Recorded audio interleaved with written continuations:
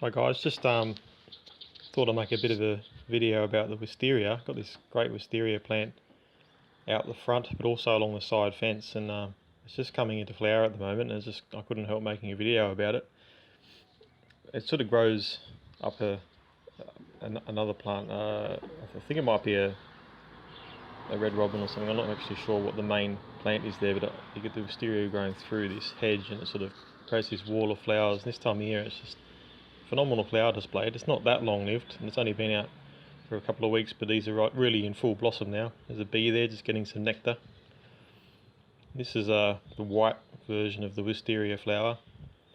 It also comes out in a lilac blue type colour.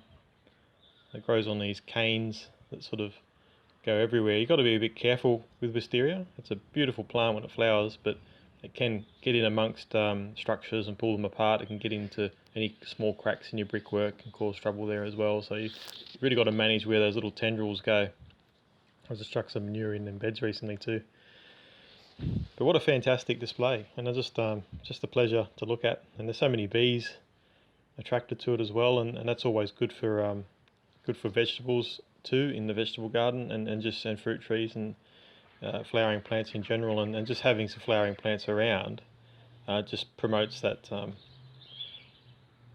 pollination in general. So this is the lilac sort of blue version of wisteria. This is the other common colour you get. Most of mine seem to be the white. I quite like the blue.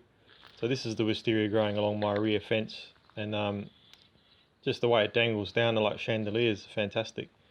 But the other thing you've got to be careful of with wisterias with paling fences is they can just as easily pull apart a paling fence as they can any other structure, and I'm missing a few palings off this one actually because the wisterias are going through the fence, and the little thin tendrils can easily get through the gaps between the palings when they're thin, but as they thicken out, and wisterias can become full trees if you let them, they can sort of pull apart your fence.